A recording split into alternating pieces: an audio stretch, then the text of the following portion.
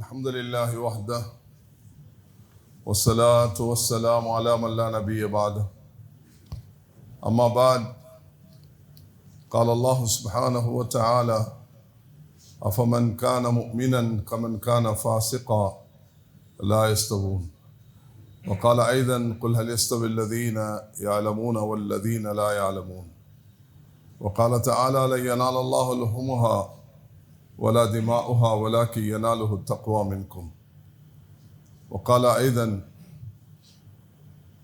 ولا تستوي الحسنة ولا السيئة ادفع بالتي هي أحسن فإذا الذي بينك وبينه عداوة كأنه ولي حميم صدق الله مولانا العظيم. அல்லாஹ்வின் நல்லடியார்களே, அன்பு சகோதரர்களே, பெரியார்களே, அல்லாஹ்வை அஞ்சு பயந்து தக்வாவை கடைபிடிக்குமாறு முதலான எனக்கும் அப்பால் உங்களுக்கும் நசியத்தும் வசியத்தும் செய்து கொள்கிறேன்.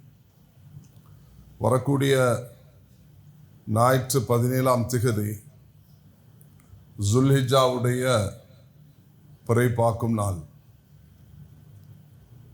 உலக முஸ்லிம்கள் அனைவர்களும் ஹஜ்ஜை நோக்கி பிரயாணித்து கொண்டிருக்கக்கூடிய இந்த ஜுல்கஅதாவுடைய இறுதி நாட்களில் இருக்கிறோம்.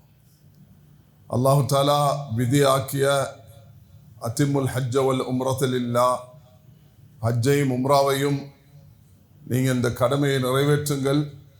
இன்ன அவ்வல பைத்தின் உதிய லின்னாஸ் லல்லதி பக்கத முபாரக வ ஹுதல் லில் ஆலமீன், ஆலத்தாருக்கு ஹிதாயத்தையும் பரக்கத்தையும் ஏற்படுத்தக்கூடிய அந்த முதல் அல்லாஹுடைய மாளிகையை உண்டாக்கிய அந்த மக்காவை நோக்கி அல்லாஹ் வருமாறு அழைத்திருக்கிறான்.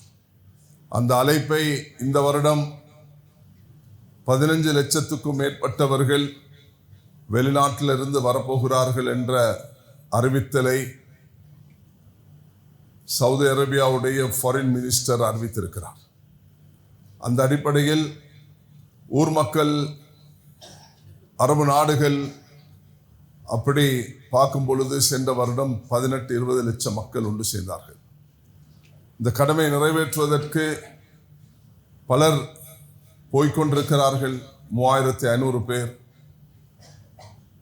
பலர் ஹஜ்ஜை முடிச்சிட்டு இருக்கிறோம், பலர் ஹஜ்ஜுடைய நீயத்தில் இருக்கிறோம்.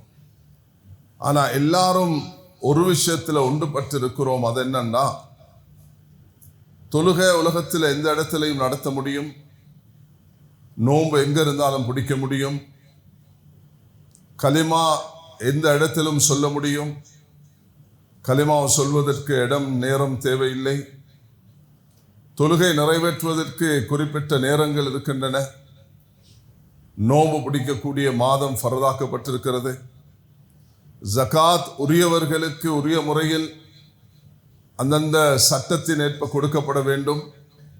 ஹஜ் ஒரு கடமை, உலகத்தில் வேறு எங்கேயும் செய்ய முடியாது, அந்த இடத்துல மாத்திரம்தான் செய்ய முடியும். அதை மக்கள் எண்ணிக்கையில் கூடிட்டார்கள் என்ற காரணத்தினால் அரஃபாவுடைய மைதானத்தை விசாலப்படுத்த முடியாது. காபாவையும் மதீனாவையும் விசாலப்படுத்துறது போல காபாவையும் மதீனாவையும் நபியவர்கள் எந்த இடத்தில் தொழுதார்களோ அந்த இடத்தை பாதுகாத்து கொண்டு பல ஆயிரக்கணக்கான லட்சக்கணக்கான மக்கள் தொழக்கூடிய வகையில் மதீனாவுடைய விசாலம் நடந்திருக்கிறது. மக்காவுடைய கட்டிடமும் பல மாடி கட்டிடங்களாக கட்டி தவாஃப் கூட உயர்ந்த இடத்தில் செய்வதற்கு 1ஆம் மாடி 2ஆம் மாடியில் ஏற்பாடு செய்யப்பட்டிருக்கிறது. ஆனால் ஹஜ் ஒரு அமல், அரஃபாவை யாராலும் அசைக்க முடியாது. அரஃபா கோவிட் காரணத்தினால உலகம் எல்லாம் ஹஜ்ஜை செய்துக்கோங்கண்டு யாருக்கும் செய்ய முடியாது. அல்லாஹ் தஆலா ஒற்றுமையின் ஒரு உயர் கட்டத்தை அரஃபாவுடைய மைதானத்தில் வைத்திருக்கிறான். எல்லோரும் கஃபனை அணிந்தவர்களாக அந்த 12 மணியிலிருந்து மகரிப் வரைக்கும் ஒரே அமலில், என்ன நிறம், என்ன பாஷை, என்ன ஊரு, எந்த குலம் கோத்திரம் என்ற வித்தியாசம் இல்லாமல் அல்லாஹு தஆலா ஒரு உயர்ந்த கடமையை நிறைவேற்றுவதற்கு அல்லாஹ் இந்த வழியை வகுத்திருக்கிறான். அதனால் அல்லாஹ் ரப்புல் இஸ்ஸத் யாருக்கெல்லாம் அந்த பாக்கியத்தை கொடுத்து அதை முடித்து விட்டோமோ யார் போய்கொண்டிருக்கிறார்களோ, யார் போக ஆசைப்பட்டிருக்கிறார்களோ, துஆ கேட்டுக்கொண்டிருக்கிறார்களோ எல்லோரும் ஒரு விஷயத்தில் ஒன்றுபட வேண்டும். அதனால் அல்லாஹுடைய கடமைகளை மதிப்பது, அல்லாஹுடைய ஏவல்களை மதிப்பது. அல்லாஹ் சுப்ஹானஹு வ தஆலா எந்த சட்டத்தை இந்த உம்மத்துக்கு வகுத்து தந்திருக்கிறானோ அந்த சட்டத்தை மதிப்பது. ஸல்லல்லாஹு அலைஹி வஸல்லம் சொன்னார்கள், மன் ஸல்லா ஸலாத்தனா வ அகல ஸபீஹத்தனா வஸ்தக்பல கிப்லத்தனா, யாரெல்லாம் இந்த உம்மத்தில் ஐவேள தொழுகிறார்களோ, கிப்லாவை முன்னோக்கி தொழுகிறார்களோ, அவர்கள் என்னுடைய முஸ்லிம்களுடைய அறுப்பை சாப்பிடுகிறார்களோ அவர்கள் அல்லாஹ்வுடைய பொறுப்பில் வந்து விட்டார்கள் சொன்னார்கள். அப்ப கிப்லாவை முன்னோக்குவதும் தொழுவதும் என்பது அது முஸ்லிம்கள் எல்லோரும் உலகத்தில் செய்யக்கூடியது. கிப்லா என்பது எந்த துனியாவில் இருந்தாலும் ஒன்றே ஒன்றுதான், அது ரெண்டு கிடையாது. மக்கா என்பது அது அதே இடம்தான், அந்த இடத்தை மத்தாஃபை யாராலும் மாற்ற முடியாது. அதே தான் அல்லாஹ் குர்ஆன்ல وَمَن يُعَظِّمْ شَعَائِرَ اللَّهِ فَإِنَّهَا مِن تَقْوَى الْقُلُوبِ, அல்லாஹ்வுடைய அத்தாட்சிகளை பாதுகாப்பது தக்வாவுடைய அடையாளம் என்பதாக அல்லாஹ் தஆலா சொல்கிறான்.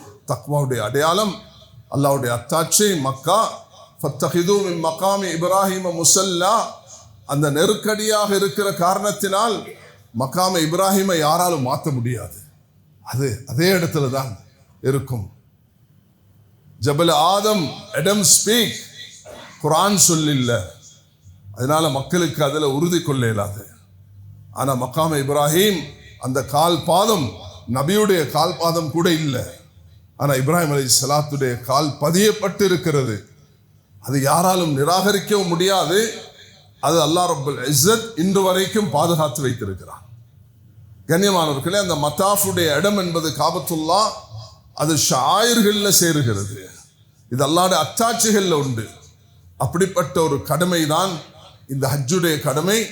ஹஜ்ஜுடைய கடமை தரக்கூடிய ஆக பெரிய ஒரு தூது தான் எல்லா நிறம், எல்லா பாஷை, எல்லா ஊர், எல்லா குலம் கோத்திரங்களும் எல்லோரும் அல்லாஹுடைய தௌஹீதுடன், நபியுடைய நம்பிக்கையுடன், இறுதி நாளுடைய விசுவாசத்துடன் எல்லோரும் ஒன்று சேருகிறோம் என்ற அந்த தூதுதான் நமக்கு தருகிறது. ரசூல் ஸல்லல்லாஹு அலைஹி வஸல்லம் அவர்கள் தன்னுடைய 23 வருட பயணத்தில், நபி அவர்கள் 23 வருடம் பயணம் செய்தார்கள். தாவத்துடைய, இபாதத்துடைய, ஈமானுடைய, அஹ்லாக்குடைய, தக்வாவுடைய, ஒற்றுமையுடைய அந்த பயணத்தை நபி அவர்கள் 23 வருடம் மேற்கொண்டார்கள். மக்கால ஆரம்பித்த பயணம் அது மதீனால நபி அவர்கள் இறுதியாக முடிக்கிறார்கள். 23 வருஷம் அல்லாஹ் தஆலா கொடுத்தான். அந்த 23 வருஷத்துல 13 வருடங்கள் நபி அவர்கள் மக்கால வாழ்ந்துட்டு 10 வருடம் மதீனா வாழ்ந்தார்கள். மதீனா ஒரு வித்தியாசமான இடம். அல்லாஹ் தஆலா அங்க பல சிறப்புகளை வைத்திருக்கிறான். 2023 எனக்கு இத்தோப்பியா ஹபஷால ஒரு ஜும்மா நடத்தக்கூடிய சந்தர்ப்பம் கிடைத்தது. அதுல நான் ஒரு விஷயத்தை சொல்லும் பொழுது அந்த மக்களுடைய கண்களில் கண்ணீரும் என்னுடைய உள்ளத்தில் ஒரு சரியான சந்தோஷமும் மேல் ஒரு புல்லெரித்து போகக்கூடிய நிலைமையும் ஏற்பட்டது. அது என்னவென்றால், நபி அவர்கள் மதீனாக்கு ஹிஜ்ரத் செய்வதற்கு முன்பு தன்னுடைய மகள் ருக்கையாவையும் உஸ்மானையும் ரலியல்லாஹு அன்ஹுமா சில சஹாபாக்களை இத்தோப்பியா ஹபஷாவுக்கு நபி அவர்கள் அனுப்பி வைத்தார்கள். முதலாவது இஸ்லாத்தில் ஹிஜ்ரத் அது இத்தோப்பியாவுக்கு, ஹபஷாவுக்கு. அது ஒரு கிறிஸ்டியன் ஸ்டேட், கிறிஸ்தவர்கள் இருக்கக்கூடிய இடம். ஆனால் சஹாபாக்கள் நபியுடைய மகள் அங்க போய் இறங்கின நேரத்தில் அவர்களுக்கு கொடுக்கப்பட்ட வரவேற்பு மிக சிறப்பான வரவேற்பும் பாதுகாப்பாக இருந்தது. மக்கத்து குறைஷிகள் போய் அங்கு அட்டகாசம் செய்ய பார்த்தார்கள். ஆனால் அந்த மன்னன், நஜாஷி மன்னன், அவர்களை கௌரவித்து கண்ணியப்படுத்தி பாதுகாப்பு கொடுத்து, நபி அவர்கள் மதீனாக்கு ஹிஜ்ரத் செய்வதற்கு முன்பு நடந்தது. அப்படி ஒரு ஸ்டேட்டை அல்லாஹ் தஆலா உருவாக்கி கொடுத்தான். இரண்டாவது முக்கியமான விஷயம், பிலால் ரலியல்லாஹு அன்ஹு அவர்களும் அந்த குலத்தை சேர்ந்தவர்கள். நபி அவர்களுடைய தாய் மௌத்தாகும் பொழுது நபிக்கு 7 வயது. அந்த நேரத்தில் நபியை கட்டி அணைத்து கொண்டது அந்த உம்மு ஐமன் என்ற இத்தோப்பியாவை ஹபஷாவை சேர்ந்த பெண்மணி. எவ்வளவு பெரிய சிறப்புகளை அல்லாஹ் தாலா அந்த ஊருக்கு இன்று வரைக்கும் அந்த கிறிஸ்தவரை நாங்கள் ஒரு சிலர் சந்தித்தோம், அவர்களிடத்துல அந்த அன்பும் பணிவும் அகலாக்கும் இருக்கிறது. கண்ணியமானவர்களே, அதே போலதான் அல்லாஹ் தாலா மதீனா வாசிகளிடத்திலேயும் இந்த பண்பை ஏற்படுத்தினார். மதீனா வாசிகள் ஸல்லல்லாஹு அலைஹி வஸல்லம் அவர்களை மிக சிறப்பாக வரவேற்றார்கள், கண்ணியப்படுத்தினார்கள், விட்டு கொடுத்தார்கள், தியாகம் செய்தார்கள், உதவி செய்தார்கள், வரக்கூடிய அனைவர்களையும் அரவணைத்தார்கள், அவர்களை தன்னுடைய சகோதரர்களாக ஏற்றுக்கொண்டார்கள். விரோதம், குரோதம், வைராக்கியம் உள்ளவர்கள் வரக்கூடிய நேரத்தில் என்னுடைய சகோதரன் என்று கட்டி அணைத்துக் கொள்வது அது அவர்களுடைய ஒரு சிறந்த அம்சமாக இருந்தது. எந்த அளவுக்குன்னா முஆகாத் என்று ஷரியத்தில் ஒரு வழிகாட்டல் இருக்கிறது. அந்த முஆகாத் என்று சொல்லப்படுது, மதீனாலிருந்து மக்காலிருந்து வந்தாலும் சரி, ஈரான்ல இருந்து வந்தாலும் சரி, ஹபஷால இருந்து வந்தாலும் சரி, நீங்க உலகத்துல யமன்ல இருந்து அல்லது நீங்க உலகத்துல ஈராக்ல இருந்து எந்த பகுதியிலிருந்து வந்தாலும் நீங்க எல்லாரும் எங்கட சகோதரர்கள். முஆகாத், உடன் பிறந்த சகோதரர்களை போல பயந்தாங்களா சொத்துல கூட இவர்களுக்கு பங்கு வந்துருமா என்ற அளவுக்கு அவர்களுடைய சகோதரத்துவம் நீடித்தது. மதீனாக்கு வந்து இறங்குகிறார் அப்துல் ரஹ்மான் இப்னு அவுஃப். மதீனாக்கு வந்து இறங்குகிறார் முஸ்அப் இப்னு உமைர். முஸ்அப் இப்னு உமைர் யார்? ஒரு நாளைக்கு 600 திர்ஹம் பொறுமதியான ஆடைகளை அணிவார். அவர் ஒவ்வொரு நாளைக்கும் அந்த உடுப்பை மாற்றுவார். அவரை நபியவங்க பார்க்கக்குள்ள கண்ணீர் வந்துச்சு. ஒட்டு போட்ட ஆடைகளை உடுத்திருக்கிறார். மக்கால இருக்கும் பொழுது அவருடைய வாப்பா அவரை வச்சிருந்த விதம் வேற.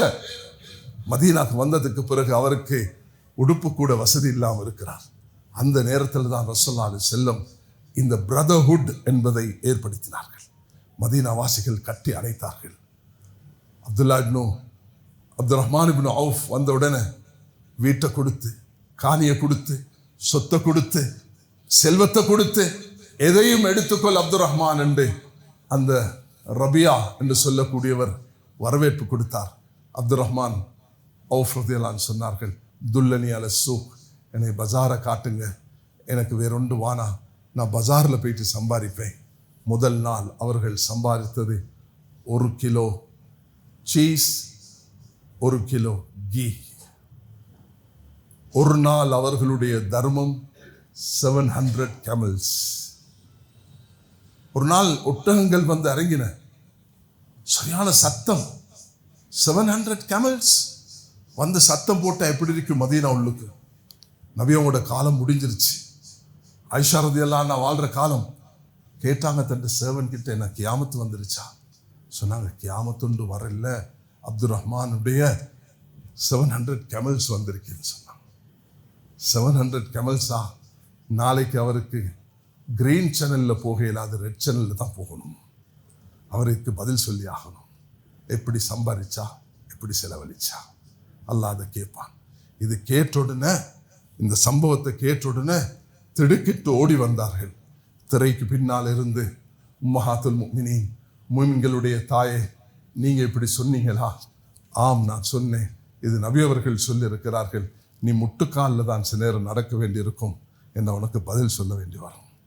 இவ்வளோ பெரிய பேகேஜை தூக்கிட்டு போகல, அது எங்கால சம்பாதிச்சா, எங்கால செலவழித்தா என்று நாளை கியாமத்து நாளையில் சில மனிதர்களுடைய அந்த அந்த நிழல் கிடைக்கும் எப்பண்டா அவர்கள் இந்த கேள்விக்கு பதில் கொடுத்தார். அதை கேட்ட உடனே அப்துல் ரஹ்மான் போயிட்டு உள்ளதெல்லாம் அப்படியே 700 camelsையும் சேரிட்டியில் கொடுத்துட்டார். மதீனாக்கு வந்தவர்கள் இப்படிதான் வரவேற்கப்பட்டார்கள். சகோதரத்துவம். கண்ணியமானவர்களே, கிப்லாவை உண்டாக வைத்து, தொழுகையை உண்டாக வைத்து, ஒரே குர்பானை சாப்பிடக்கூடிய நாங்கள் அந்த மஸ்ஜிதை அடிப்படையாக வைத்து வரும் பொழுது மஸ்ஜிதில் பல மனிதர்கள் வருவார்கள். சல்மான் ஃபாரிஸ் வருகிறார் ஈரான்ல இருந்து, 200 வயது. ஈரான் அம்பாசிடர் என்னைய இந்த தாக்குதலுக்கு சந்திச்சார். அப்போ நான் அவருக்கு ஒரு வார்த்தை சொன்னேன். நான் சொன்னேன், உங்களுக்கு ஒரு ஊசி குத்தினாலும் அது எங்களுக்கு வலிக்கும்.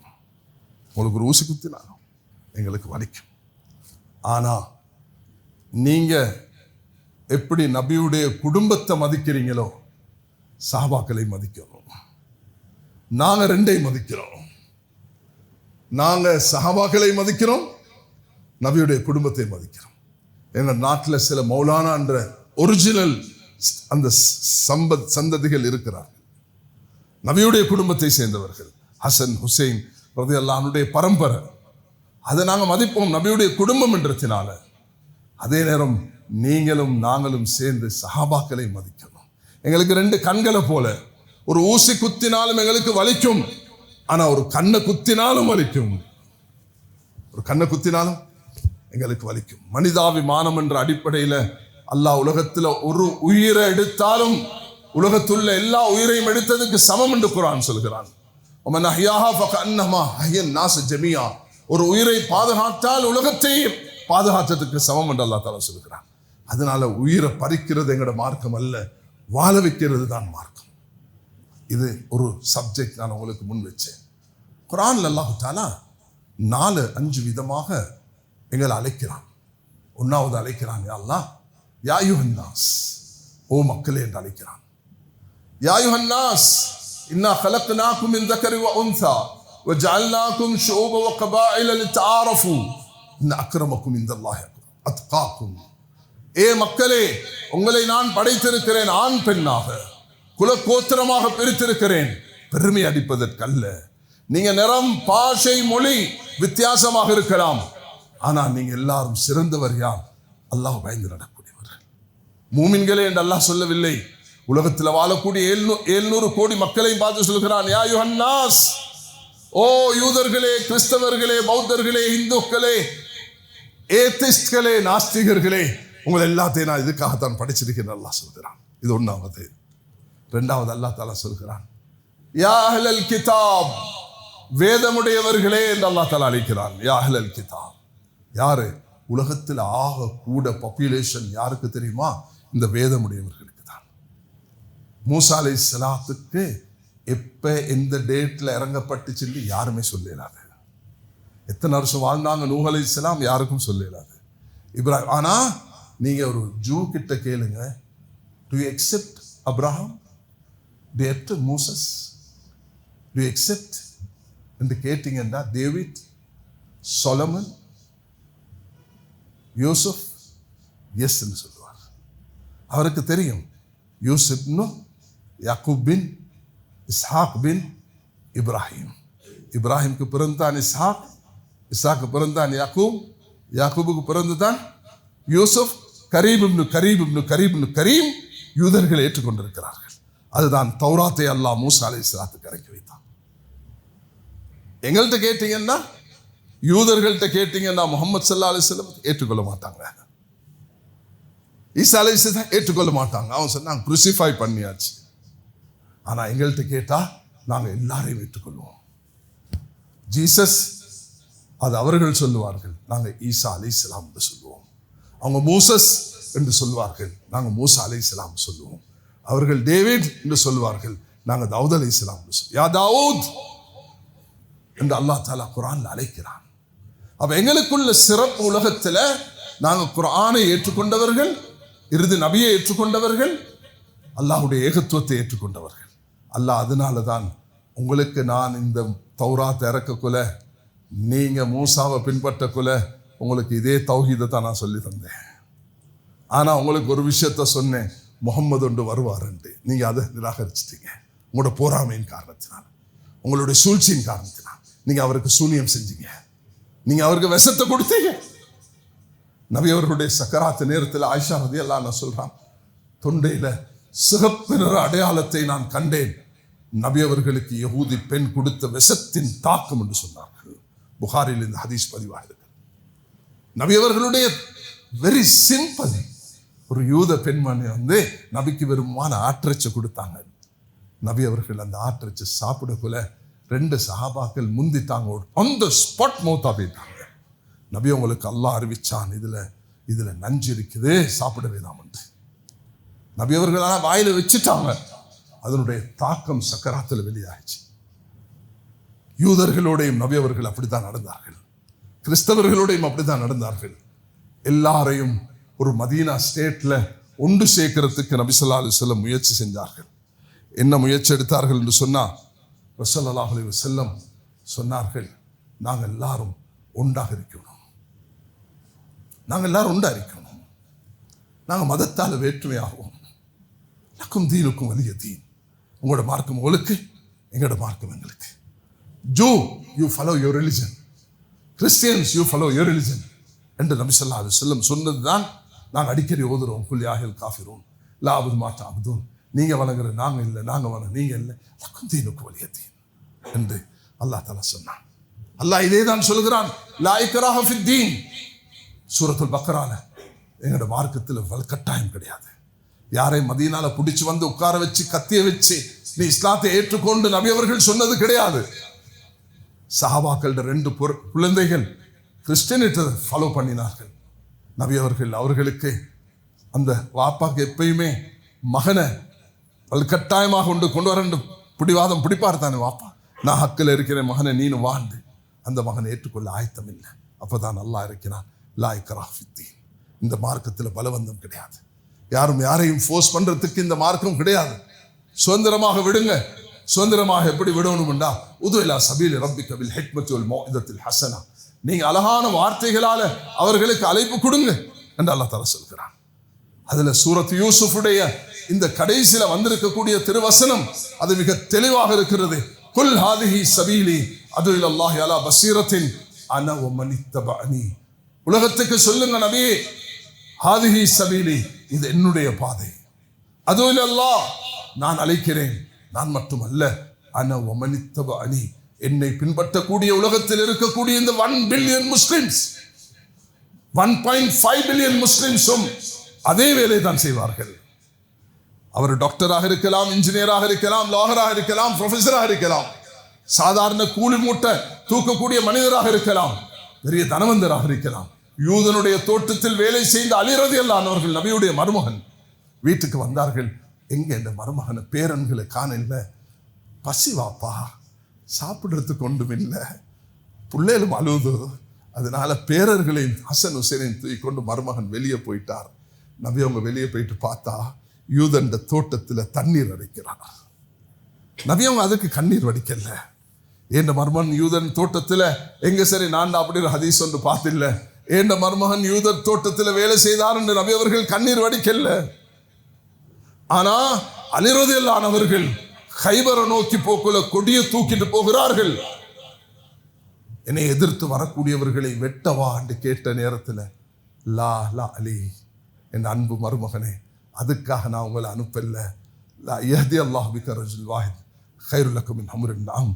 ஒட்டகங்களை பெறுவதை விட ஹிதாயத்து தான் எனக்கு மேலானது. மருமகனுக்கு நபி அவர்கள் சொல்லிக் கொடுத்ததே யூத தோட்டத்தில் வேலை செய்ய வானான் அல்ல, நீ யூதர்களை உனக்கு சந்தர்ப்பம் கிடைச்சாலும் நீ வெட்டக்கூடாது, அவர்களை தீனுக்கு கொண்டு வரணும், அதுதான் எங்களோட மார்க்கம் என்று சொன்னார்கள். இதனால தான் ஸல்லல்லாஹு அலைஹி வஸல்லம் மதீனால கண்ணியமானவர்களே, நாங்க எப்படி இந்த வீரகோன் கார்டன்ஸ்ல சுத்தி வளைச்சு பௌத்தர்கள், இந்துக்கள், கிறிஸ்தவர்கள் பலரும் இருக்கிறார்கள். கண்டில பலரும் செறிந்து வாழ்கிறோம். பலரோடு சேர்ந்து வாழக்குள்ள எப்படி வாழ வேண்டும் என்று தான் நபி அவர்கள் கான்ஸ்டிடியூஷன் ஆஃப் மதீனா, மீசாக்கு மதீனா, ஒரு யாப்பு, ஒரு அழகான ஒரு திட்டம் ஒன்றை நபி அவர்கள் வகுத்தார்கள். ஆனால் யூதர்கள் அதை நடைமுறைப்படுத்த விட இல்லை. அதை விட்டிருந்தார்கள் என்றால் மதீனா வித்தியாசமான ஒரு ஸ்டேட்டாக இருந்திருக்கும். அதை அவர்கள் அனுமதிக்கல. அவர்கள் அட்டகாசம் செய்து, அநியாயம் செய்து, நபிக்கு நஞ்ச கொடுத்து, நபியை கொலை செய்ய வைத்து, நபியை திட்டம் போட்டு பல சூழ்ச்சிகள் செய்த காரணத்தினால நபி அவர்கள் முன்னெடுத்து சென்ற அந்த பயணம் ஏலாமல் போச்சு. கண்ணியமானவர்களே, ரசூலுல்லாஹி அலைஹி வஸல்லமுக்கு எவ்வளவு உறவு இருந்துச்சுன்னு பாருங்க. இன்னைக்கு உங்களுக்கு எனக்கும் நீங்க தைரியமா சொல்லலுமா, ஒரு யூதனுடைய, ஒரு கிறிஸ்தவருடைய, ஒரு பௌத்தருடைய வீட்டில் போயிட்டு நாங்கள் இப்படி செய்யலுமான்னு சிந்திச்சு பாருங்க. நபி அவங்க அந்த யூதோட வீட்டுக்கு போறாங்க, போயிட்டு அந்த பையனோட பேசுறாங்க. அந்த 15, 16 வயசு, 17 வயது வந்த ஒரு வாலிபர் அவரோட பேசுறாங்க. அந்த வாலிபருக்கு சொல்றாங்க, மகனே நீ கலிமா சொல்லு ராஜான்னு சொல்றாங்க. அந்த மகன் வாப்பாவை பார்க்கிறார். வாப்பா இஸ் அ ஜூ, அவர் ஒரு ஜூ. அவருக்கு சொல்றார், அத்தி அபுல் காசிம் மகனே, அவர் சொல்றதை நீ ஏற்றுக்கோன்னு சொல்றாங்க. நபி அவங்க இந்த நேரம் தான் ஒரு ஹதீஸை படிச்சு தாராங்க. இன்னல்லாஹு யுஅய்யிது ஹாத தீன பி ரஜுலின் ஃபாஜிர். சில பாவிகளை கொண்டும் அல்லாஹ் இந்த தீனுக்கு உதவி செய்விப்பான். பாவிகளை கொண்டும் அல்லாஹ் இந்த தீனுக்கு அவர் உடனே கலிமா சொன்னார். நபி அவங்க சொன்னாங்க, அன்கதஹுல்லாஹு மினன் நார், அல்லாஹ் இவரை நரகத்திலிருந்து பாதுகாத்து விட்டார். கண்ணியமானவர்களே, நாங்கள் நீங்கள் ஒரு சிறந்த தீனை பெற்றிருக்கிறோம். அது மதீனாவுடைய அந்த மஸ்ஜிதுடைய தீன், அந்த மதீனாவுடைய நபி அவர்கள் உண்டாக்கிய அது. நபி அவர்கள் அப்படி செஞ்சதுக்கு ஒரு காரணம் இருக்கலாம். அது என்னண்டா, எங்களை போல சிறுபான்மை நாடு தான் உலகத்தில் 57 தான் முஸ்லிம் நாடுகள். 200 நாடுகளில் 100 சொச்ச நாடுகள் மைனாரிட்டிஸ். சிங்கப்பூரை பார்த்தீங்கன்னா மைனாரிட்டி முஸ்லிம்ஸ், இந்தியாவை பார்த்தீங்கன்னா 200 மில்லியன் மைனாரிட்டி முஸ்லிம்ஸ், அமெரிக்காவும் ஆஸ்திரேலியாவும் பார்த்தீங்கன்னா மைனாரிட்டி முஸ்லிம்ஸ். அந்த மைனாரிட்டி ஸ்டேட்ல முஸ்லிம்கள் எப்படி வாழணும் என்பதை நபி அவர்கள் வாழ்ந்து காட்டி வைத்திருக்கிறார்கள். அது எல்லாத்துக்கும் அடிப்படை மஸ்ஜிதாக இருக்கணும். மஸ்ஜிதில் எப்படி சஃப அணிவகுக்கிறதுல ஒற்றுமை இருக்கிறதோ வாழ்க்கையில் ஒற்றுமை இருக்கணும். என் சகோதரர்களே, நான் பேச வந்தது அநேகமாக எனக்கு நேரம் இடமளிக்க மாட்டாது. ஜும்மாவுக்கு பிறகும் நான் என்ற டைம் படி 12:41, இன்னும் 12 நிமிஷம் இருக்குது. அப்போ இந்த அடிப்படையில் கண்ணியமானவர்களே, நாங்கள் மதீனாவுடைய வாழ்க்கையை பார்க்கும் பொழுது ரசூலுல்லாஹி அலைஹி வஸல்லம் அவரிடத்துல பிலால் ஹபஷால வராங்க, சுஹைப் ரோமி ரோம்ல இருந்து வராங்க, யூரோப்பியன்ல இருந்து வராங்க, சல்மான் ஃபாரிஸ் அவர்கள் ஈரான்ல இருந்து வராங்க, அங்கு தமீமுத்தாரி அவர் ஒரு கிறிஸ்டியனாக வருகிறார், ஸைத் இப்னு ஸஅனா ஒரு அப்துல்லா இப்னு சலாம் யூதராக வருகிறார்கள். சுப்ஹானல்லாஹ், முஷ்ரிக்கீன்களாக இருந்தவர்கள் மக்கால இருந்து வருகிறார்கள். மதீனா வாசிகள் யகூதிகள் கலந்திருந்தார்கள். அல்லாஹு தாலா நபி அவர்களுக்கு கொடுத்த ஆளும, திறம, பணிவு, அன்பு, கருணை சுப்ஹானல்லாஹ் உலகத்தை உசிப்பிரிச்சு வேறான சோதர்களே. நான் உங்கள்கிட்ட ஒரு சின்ன கேள்வி கேட்கிறேன், நீங்க மனசுல பதில் சொல்லுங்க. நபி அவர்கள் பத்ர்ல எத்தனை பேரோடு இருந்தாங்க? 313. எல்லாருக்கும் தெரியும், அப்படித்தானே? நபி அவங்க மக்காவை கைப்பற்றக்குள்ள எத்தனை பேர் இருந்தாங்க? 10,000 பேர். அது எல்லாருக்கும் தெரியும். அப்ப 13 வருஷம் மதீனால, மக்கால 8 வருஷம் மதீனால. 8 வருஷம் மதீனால. அப்ப எத்தனை வருஷம் ஆச்சு? 21 வருஷம். நபி அவர்கள் வாழ்ந்தது நபியாக எத்தனை வருஷம்? 23 வருஷம். அப்ப அங்கே 2 வருஷம் தான், 8ல இருந்து 10 வரைக்கும். 10,000 இந்த 8க்கும் 10க்கும் இடையில 1,14,000 எப்படி வந்தது? ஆயுதமா, வெப்பனா, நியூக்ளியரா, பம்பிளாஸ்டா? இல்ல, அன்பு, கருணை, பாசம்.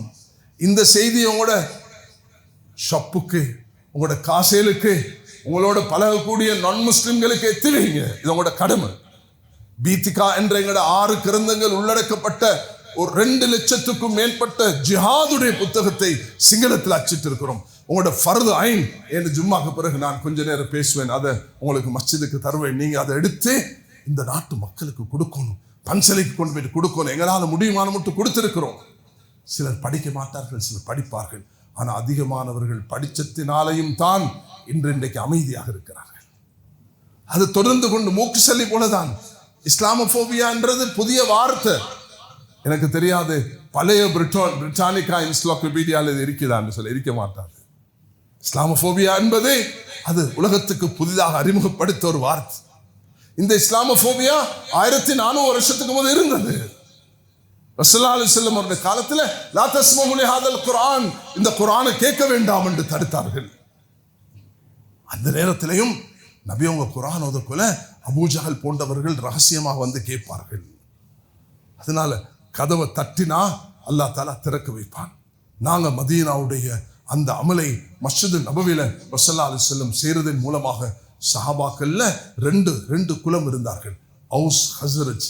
ஒரு சில கூற்றின்படி 5 வருஷம், ஒரு சில கூற்றின்படி 105 வருஷம் சண்டை பிடிச்சார்கள். அவங்கள அன்சாரிகளாக நபி ஸல்லல்லாஹு அலைஹி வஸல்லம் மாற்றி முஹாஜிரீன்கள் வந்த நேரத்தில் உலகத்திலிருந்து வந்தவுடனே அவர்கள் எப்படி யுனைட் ஆகி ஒற்றுமையாக்கினார்கள். அதுதான் எங்களோட தீன், எங்களோட தீனுக்குள்ள சிறப்பு. மேலான சகோதரர்களே, 4 இடங்கள் இருக்கின்றன வேற்றுமையாகிறதுக்கு. ஆனால் ஏராளமான இடங்கள் இருக்கின்றன ஒற்றுமையாகிறதுக்கு. வேற்றுமையாகும் குஃப்ரும் இஸ்லாமும். குஃப்ரும் இஸ்லாமும் தானே வேற்றுமையாகும். அவர் காஃபிர், நான் முஸ்லிம். இதில் ஒரு வேற்றுமை ஒன்று இருக்கும். மனிதன் என்ற அடிப்படையில் ஒன்றுபடுவோம், ஆனால் இரத்தம் என்ற அடிப்படையில் ஒன்றுபடுவோம், உதவி என்ற அடிப்படையில் ஒன்றுபடுவோம், ஆனால் மதம் என்ற அடிப்படையில் வேற்றுமையாகுவோம். குஃபருக்கும் இஸ்லாத்துக்கும் வேற்றுமை இருக்குது, ஏற்றுக்கொள்ளத்தான் வேணும். அதனால தான் யா அய்யுல் குல்க யா அய்யுல் காஃபிரூன், அல்லாஹ் யா அஹ்லல் கிதாப் என்று சொன்னது போல 12 இடங்கள்ல அல்லாஹ் தஆலா குல் யா அஹ்லல் கிதாப் 6 இடத்திலையும், யா அஹ்லல் கிதாப் 6 இடத்திலையும் 12 இடத்துல அல்லாஹ் தஆலா சொல்லியிருக்கிறார். ஏராளமான இடங்கள்ல யா அய்யுஹன் நாஸ் என்று சொல்கிறான், சில இடங்கள்ல யா அய்யுஹல் காஃபிரூன் என்று சொல்கிறான் அல்லாஹ் தஆலா. என்ன வேற்றுமை இருக்குது, மார்க்கத்தில் வேற்றுமை இருக்கிற போல கொள்கையில முஸ்லிம் இஸ்லாத்துக்கு வந்தவர்களும் சிலர் சஹாபாக்களை நிந்திப்பார்கள், சிலர் அத்வைதத்தை போதிப்பார்கள், எல்லாம் ஒன்றுதான் என்று சொல்வார்கள், சிலர் எம்மதமும் சம்மதம் என்றுவார்கள். இப்படிப்பட்ட வேற்றுமைகள் வரக்கூடிய நேரத்தில் அதை எப்படி கையாள வேண்டும் என்றதையும் எங்களுக்கு வழிகாட்டப்பட்டிருக்கிறது. மதஹப் ரீதியாக ஷாஃபி, ஹனஃபி, மாலிகி, ஹம்பலி இப்படி வரக்கூடிய வேற்றுமைகளை எப்படி கையாள வேண்டும், இதெல்லாம் வேற்றுமைகள். மார்க்கம் வேறு, மார்க்கம் உண்டு, ஒன்றுல வரக்கூடிய வேற்றுமைகள். அதே நேரத்தில் மனிதனுக்கு சுவாப ரீதியாக வரக்கூடிய வேற்றுமைகள். கண்ணியமானவர்களே, ஒற்றுமையை நோக்கி பயணிக்க வேண்டும். அதுக்கு தான் எங்களோட ஒரு பிரகடனம் இருக்குது 2012. அது த யூனிட்டி வித்தின் டைவர்சிட்டி, வேற்றுமையில் ஒற்றுமை. எங்களுக்கு வேற்றுமைகள் இருக்கு, ஒரு வீட்டுள்ளுக்கு வாப்பாக்கு மானுக்கு வேற்றுமை இருக்கும், ஆனால் வேற்றுமையில் ஒற்றுமை இருக்க வேண்டும். ஒரு இமாமுக்கு பின்னுக்கு தொழுவிப்போம். உஸ்மான் ரலியல்லாஹு அவர்களை கொலை செய்ய சிலர் வந்து விட்டார்கள், ரூம்ல அடைச்சு வைத்தார்கள், தண்ணீர் கொடுக்கவில்லை. அந்த நேரத்தில் சஹாபாக்கள் கேட்டார்கள், நாங்கள் எப்படி நடந்து கொள்ள? என்னையால் இந்த பூமியில ரத்தம் சிந்தக்கூடாது, தொழுக அஹ்சினு மா அஹ்ஸனன் நாஸ் வஜ்தனிபு இஸாஅத்தஹும். இமாம் புகாரி அவர்கள் சஹீல் புகாரில இதை பதிவு செய்கிறார்கள். அது என்ன சொல்கிறார்கள் சொன்னா, உஸ்மான் ரலியல்லாஹு சொன்னார்கள், என்னைய தாக்க, எனக்கு அநியாயம் செய்ய ஒரு கூட்டம் வந்திருக்கிறார்கள், அவர்கள் என்ன ஒருவேளை கொண்டு விடுவார்கள், நீங்க அதுல சேர்ந்து கொள்ளவானா, தொழுக நல்லதுல சேர்ந்துக்கோங்க சொன்னார்கள். தொழுகையில சேர்ந்துக்கோங்க, தீயதை தவிர்த்துக்கோங்க. அஹ்ஸனு மா அஹ்ஸனன் நாஸ், மக்கள் செய்யக்கூடிய நலவுல சேர்ந்து கொள்ளுங்க. வஜ்தனிபு இஸாஅத்தஹும், அவர்கள் செய்யக்கூடிய அட்டகாசம், தீங்கு. வலா துஃப்ஸிது ஃபில் அர்தி பஅத இஸ்லாஹா, துனியால பிரச்சனை வந்து பிரச்சனை உண்டாக்கக்கூடியவர்களோட நீங்க சேர வேண்டாம் என்று குர்ஆனும் வலியுறுத்தி சொல்கிறது. அதனால் கண்ணியமானவர்களே, இன்று நான் உங்களிடத்தில் முன்வைத்த முக்கியமான ஒரு செய்தி தான் ஹஜ்ஜுடைய மாதம். அதை அடைய போகிறோம். 17ஆம் திகதி நாங்கள் பிறை கண்டுட்டா மிச்சம் நல்லா இருக்கும். ஆனால் இந்த மலையுடைய கால சூழலை பார்க்கக்குள்ள தென்படை ஏழுமாக இருந்தாலும் சில நேரம் மேகம் மூடினா தென்படையெல்லாம் போயிடும். 17 தென்பட்டா மிச்ச நல்லம். 27, 28, 29 இந்த 3 நாளும் எங்களுக்கு குர்பான் கொடுக்கலாம், அல்ஹம்துலில்லாஹ். இல்லை 17 தென்படாட்டி எங்களுக்கு 28, 29 மட்டும்தான் குர்பான் கொடுக்கலாம். 30ஆம் திகதி என்பது இந்த வெசாக்குடைய நாள் இல்லாவிட்டாலும் ஃபுல் மூன் போயிடையில எங்களோட நாட்டில் ஒரு ஆக்ட் ஒன்று இருக்குது, ஸ்லாட்டரிங் இந்த லிக்கபார் எல்லாம் மூடப்படணும் என்பது. அது இன்றைக்கு நேற்று உள்ள பழைய ஆக்ட் உண்டு. அதனால அது 30க்கு பிறகு எங்களுக்கு சாத்தியம் இல்லை. 27 பெருநாள் வந்தால் 27, 28, 29, 30. அப்ப 30 இல்லை. 28 பெருநாள் வந்தால் 28, 29, 30, 31, 31 இந்த வெசாக் வீக் என்று ஒரு கெசட் அதை தடுத்திருக்கிறது. அப்ப எங்களுக்கு 2 நாள் கிடைக்கிறது சாலிட், 28, 29.